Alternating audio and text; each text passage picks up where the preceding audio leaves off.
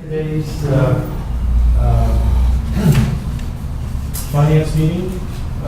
We have these to discuss the ongoing efforts of the county to reconcile costs and revenues. And while many times we focus on specific projects, part of the effort is also to see how we're doing in the aggregate, see how all of those efforts combine and where does that leave us as a whole as far as where the budget is according to what was projected, and then how do we look going forward after the current year. So we have our periodic and regular update from our finance department, and without further ado, I will turn it over to During the presentation, we'll show the results from 2014. We'll give you the 2015 projections, four-year forecasting, and the projections or the data is presented from the focal point of the general fund. When we discuss fund balance, it is a combination of unassigned fund balance plus the future budgetary requirement. It is the same as we use for budgeting purposes. And when we talk about change throughout the presentation, it can be either an ongoing change in revenue or an ongoing change in expenses.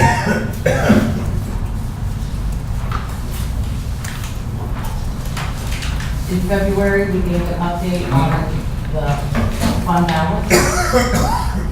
That fund balance has been adjusted by about $200,000 for an adjustment to the real estate tax based on what we actually received in the first 60 days. So at the end of 14, our fund balance was about $23.8 million, which is 117 days of budgeted general fund operating expense. The net change to the fund balance is an increase of $2.9 million. I'll get more in case anybody knows. The revenues increased about $2 million or 2.9%, and the changes in expenses are salary and benefits decreased $459,000 or 1.2%. The majority of that is related to the benefits of $640,000, which was offset by the early out and vacation sick comp, which increased by $257,000. Operating expenses increased $1.1 million or 6.7%. The majority of it was caused by small changes in lots of account number of different accounts. The two big ones were grants to agencies, which is majority is pass through. That's $379,000, and utilities increased $150,000. Subsidies from the general fund increased $916,000. The majority of that is related to children and youth. And transfers out and debt service increased $745,000.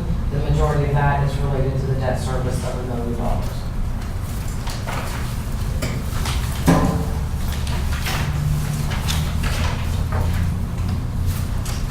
So I'm sorry, 714, final. They're still unaudited. We have not heard out of the auditors yet, so I'm assuming those numbers are going to hold tight. This is an analysis from our previous presentation to the current presentation for the 15 projections. We will also update the projections based on the outcome of the Gallagher and the decisions that are made by the board concerning that. But currently, we're estimating that we will end the year at $23.9 million, which is 114 days of budgeted general fund operating expense. The changes from the previous projections, the salaries are decreasing an additional $590,000. Benefits are decreasing about $1 million. The majority is related to medical of $377,000 and retirement of $700,000. Subsidies are decreasing $433,000, and capital is increasing about $1.2 million. Retirement is paid out, that's not the ARC. It is the ARC. This is the ARC. It is. It was 14 was $4,134,000. 15 is $3,620,000. I'm sorry, $3,626,000. Okay. And that's this year. That's the 15 required over. And the 14 one was 4 million. Or something. Yeah, Okay. So There was a it's time it was continuing. about 7. correct. Yes. It was over 7. Exactly. Okay. Thanks. You're welcome.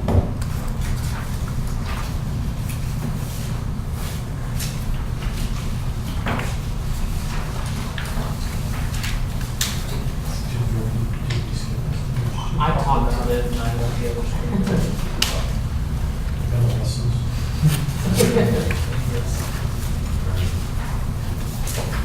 This graph is showing our fund balance since 2013. In 2013, we had $20.9 million of fund balance, and we're projecting in 2015, 23.9. And that's 114 days. Yes. So I'm sorry, is the number of days less than 2014 even though the newspaper? Because of the change in the budgeted amounts. Special time. Okay. Okay. This graph is showing the growth in the taxable assessed value of our properties. On average, the growth is about 2% per year. In 14, we had 1.25%. Since 2012, it's hovered around 1 to 1.25%.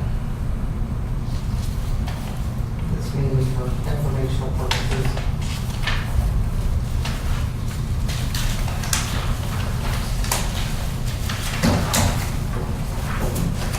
Slide showing our projections for 2015 through 2019, ending 15 with the $23.9 million fund balance. The projections will be updated again based on the Gallagher results. There are increases in there, but once we get the Gallagher results, we will update. The election machines are out in 2019 at a cost, a one-time cost of $4 million. We've got some INTO projects in there in 16, 17, and 19. And this presentation, we actually broke out the 911 projects and put them on a separate line, broke it out for the subsidy, because they're a little piece of the subsidy that varies a lot, so that we can see the capital for the different years.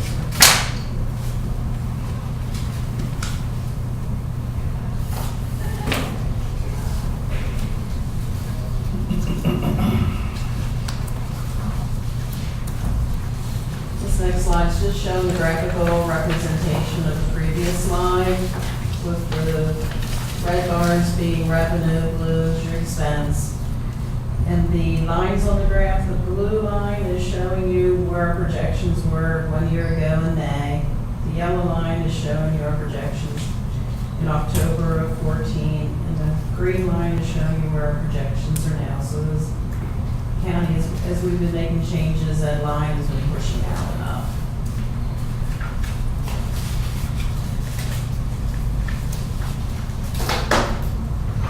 So we've come a long way since you projected in May of last year, right? Yes. Because we've been making changes all along. Is the movement of that line to the northeast is actually flatter and a little less, you're never going to make it, given that you base your projections on historical stuff, as you accumulate more and more years of good performance, that line will become, the slope will become flatter, the thing gets pushed out to the northeast, which is where you want to go. If we were not doing well, the line would resemble the original projections. Your slope would be steeper, which means that our projected reserve would be targeted for extinction. No, it would just collapse into itself. Sorry? It would just collapse in. Yes, right. Good. This next slide's showing you on the first line what it would look like if we made no changes each year. The yellow line is the fund balance. The white numbers underneath are the difference between revenue and expense. You can see the gap each year. Second set of numbers are your break even, what it would take to break even each year. In 16, we would need a 3% change, 17 a 3% change, and in 19, a 9% change. But keep in mind, out of 19, you've got $4 million of election machines, and that's almost an 8% change just for the election machines. And that's a one-time cost.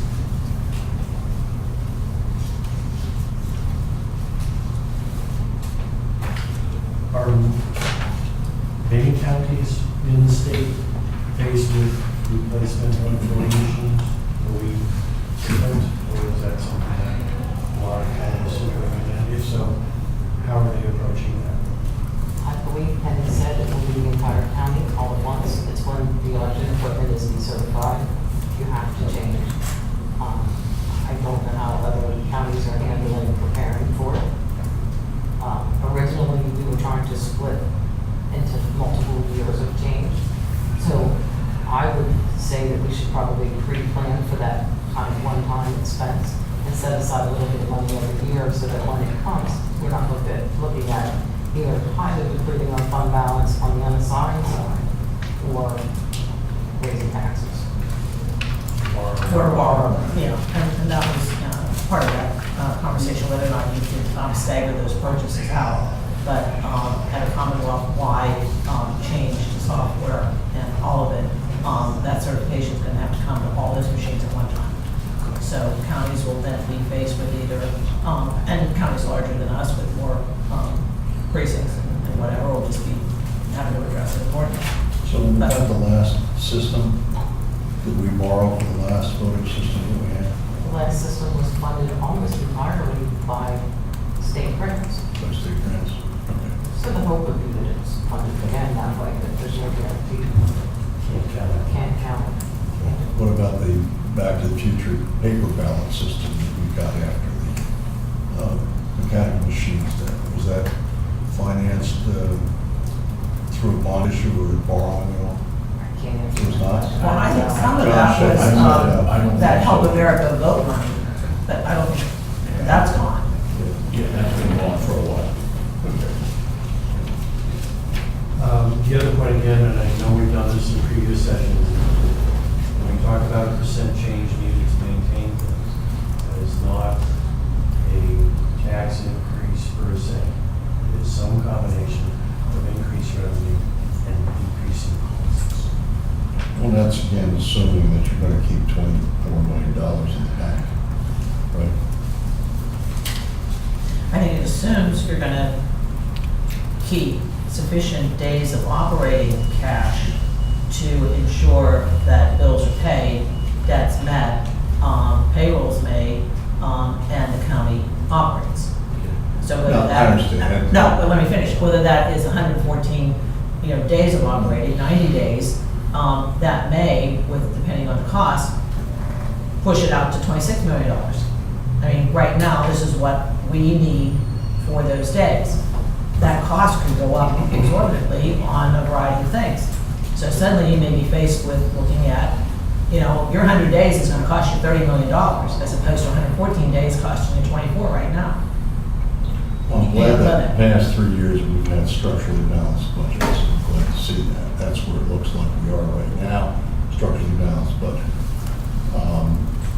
I think our policy says our minimum is 60 days, is what our policy says. So we're well above that with respect to, where we are today and where we're going to be next year, at least from these initial numbers. That is the GFOA's minimum standard. However, we do not have the cash flow to make it through the first 3 days of the month if we maintain the 60 days First 3 months. Months of the of the year. Sorry. We're good on a couple days in a month. Yeah. We can all open our, but Sorry. the first 3 months of the year, someone may be looking at 60 days, or, 60 days, but that would be insufficient for a county this size. Correct. Currently, what we would consider our state fund balance to be about $20 million.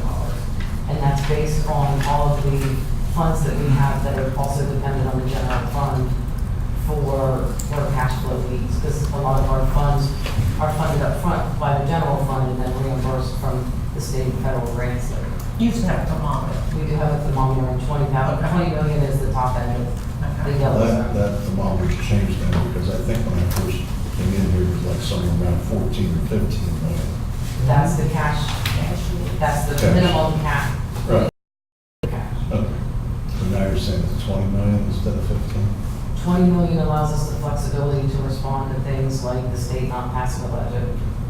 And, 14.5 is just enough to make it through the first 3 months of the year. And you did, I think you shared, I don't think it's in here, but if you actually look at the rate at which revenue starts to come in, there's literally the first 3 months. You only start to get any kind of significant money in April, and then the big money comes in May and June. So you really need between 3 and 4 months to cover that. And we have things like we've already heard from children and youth, and some of the, well, actually it's now health and IEP, that we may have to front line to the providers if the state budget isn't. So it's those kinds of things that you have that buffer for, the same way a family would have a savings account in case somebody got sick or a tree fell on their house or if they wanted to take a vacation. We are in a very enviable position compared to a lot of other counties in Pennsylvania, who will probably, if the budget is late, will not be able to pay their providers, which I commented on before is probably one of the things, one of the reasons that the legislature will then maybe get its job done. But, we should plan for, we should actually be able to plan that the legislature gets its job done in time. And there are other things that can impact our cash flow. I can go back in history a little bit, and the state was paying Medicaid within 15 to 30 days of when the billing was happening. And then they stretched that out by 30 days. And if we would have been just meeting our cash flow need, we may have had a month or two where we wouldn't have been able to meet our disbursements, our AP disbursements. I'm just glad to see that, essentially from this report kind of verifies the work that we have done over the past number of years to control, expenses. In fact, and I think, I see Benny sitting back here, but he was the one who pointed out we actually spent less in 2013 than we did in 2012. Which, of course, I didn't have anything to do with the 2012 budget, but I did have something to do with the 13 budget, the 14 budget, the 15 budget. So I say that collectively. We all have something to do with those budgets. When did you start? When did you, August 1st, 2000? You started after me, didn't you? Yeah, but you're still the new guy and I'm not, so. And in 2014, our salary and benefits decreased by another 1.2%. I think that the voluntary separation plan, we took, because it was good the way you put it out there. Clearly, we took a hit on payouts of accrued leave, but that was still overwhelmingly positive in the savings on benefits and stuff. Well, and I say that collectively because, that the credit goes to our staff, all of our staff. We really did bite the bullet here, and I think that as a result, even though the revenues are still not growing like they once were, I think we've managed to get through this pretty well. Certainly not the crisis or the some of the projections that we saw even a year ago, suggesting we've got this huge gap. So we have really closed the gap. I think that, it shows up here. So now, when we look to the projections for the future, again, they're just projections. So, we need to continue to do what we can to control costs. And that's why I started asking questions about capital expenditures and things like that. I think what it shows is this early intervention program. I know, a lot of people felt that they had raised questions about advocacy of the PFM exercise, but really with PFM and the whole notion, whether it be PFM or ABC or XYZ, of an early intervention program is, if you go back to that slide with your lines, right? When PFM came in 2013 and said, if things don't change, that's basically what your line is going to look like. Now, to the extent that PFM did or didn't motivate us or help point out some things that we could do, or simply build on things that we were doing or could have done. The point is, there was an early intervention on our part to put in policies that pushed that line out so that we're in a better position. If we keep doing that stuff, that line should continue. Well, and having heard this in May of 11, I can tell you that the words simply were, at that time, the 13, 14, and 15 were going to be very challenging years. And I think this county has met those challenges and exceeded those challenges based on the staff and the hard work that was done. The conversation I had immediately when you came in was that 14 was going to be HR, Human Resources Year. So I think we've taken a hard look, a very serious look at HR, and are seeing some of those savings, certainly there. But this is no surprise, and anyone who was in this room in 2011 would have heard those projections that 13, 14, and 15 were going to be challenging years. So.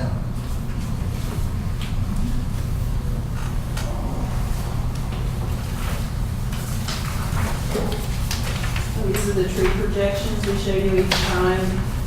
Several different scenarios, 16 to 0%, a 2% and a 5%. You can see what it looks like in the out years with the different scenarios. Just keep in mind, 19 has the election machines, and that's taking the hit of the $4 million.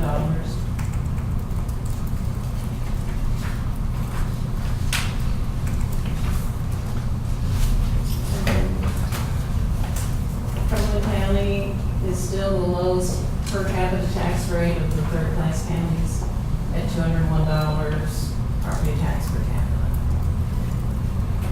And we don't even have a casino.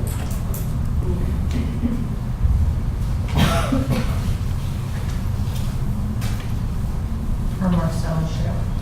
Any questions? I may have some, but not today. So would it behoove us to include, as we go forward in the budget process, some thought and effort on the whole election machines, the voting machines, and not that we necessarily, but your notion of setting aside money for that, rather than sort of kicking it down the road and waiting until the last minute and having to pull it all out of the hopper at the same time, I think that would probably be a smart move. We can certainly increase the assigned fund balance for the election machines, and that doesn't restrict us in any way, so that if we are offered grant money, that money can be reallocated somewhere else. And also look at other options, I mean, depending on where the market is and where the interest rates are, borrowing may not be available. Maybe at least should be considered and advocated, obviously, but if it makes financial sense, depending on interest rate, something to consider. And depending on what the General Assembly does with the 911 bills that are out there pending right now, that subsidy is either going to be very, very attractive, or it is not. And that, again, in the back of your mind, for those dollars will come out of the general fund. So, And we're going to be new radios at some point as well. well, next gen 911 component is going to be significant. So it's not like the challenges will disappear. And depending on the market, the things that we have a refinancing that we may be eligible for in May. Always watching those opportunities. Interest rates haven't moved that much, they're still kind of, And it's the 2008 one for the prisons, so there's substantial amount of money. I can't thank you enough for your whole crew. Thank you. Yes, let's do it. Any questions from anyone else? Yes, ma'am. If our state budget is not passed in a timely manner, how many days do we have financial cushion if we have unfunded projects within the county? We will have to look at what the state continues to fund. The last time that a budget wasn't passed, the state continued to fund all entitlements, Okay. and that makes a big difference. Okay. If the entitlements are not funded, Mhm. I would say we probably have 60 to 90 days. Okay. If the entitlements are funded, longer. The one specific thing that's going on is the providers, how do we pay providers, because that seems to be, as far as the state goes, Right. that's the most expendable. And question or more like comment number 2, with the election machines in 2014 and voter turnout decreasing every election cycle, are we in a place to review alternative ways of voting instead of everyone going to their polling place? Was that something we could Well, counter? Yeah, I mean, I think yeah. legislature to do something there, I that'd be mean, great. CCAP, Online or- CCAP's election and, reform committee is, Mhm. we meet routinely, and those ideas are percolated up, but again, no one in the role of commissioner can make any of those changes. So, And maybe that's something that we can, with Penny, start looking into and maybe advocating for a little bit. Because $4 million is a lot when voter turnout keeps decreasing and decreasing and decreasing and decreasing. Well, But we you may can't raise actually the line. be able to increase voter turnout if we, made it more convenient and we did, like, no excuse absentee ballots. I mean, and all those things. It's a no-brainer. Again, come up to the committee. Right. So, but it is not based on one single election, it will be a federal turnout, which I guarantee you next year will be significant. So you can't sort of, draw that simply on one cycle. Oh, and not one cycle, it's been going down. I mean, numbers have been abysmal. Was it 18%? 18%. That's- And $4 million for 18%, it's a lot of money. The last, just the 3 municipal elections, so when commissioners and I and the DA runs, 4 years ago, 8 years ago, 12 years ago, it's been around 18%. It's a low turnout, yeah. Philadelphia's got close to, 1,200 precincts. So if we're looking at 4 mil on 110 precincts, Allegheny and Philadelphia are looking at a whole lot more. So, yeah, there's a very active election reform committee, RSD's, County Commissioner Association, taking that to Secretary of State, sits on, a variety of other people do, directors of election, and just again advocating for changes like no fault absentee, whatever can happen through the General Assembly.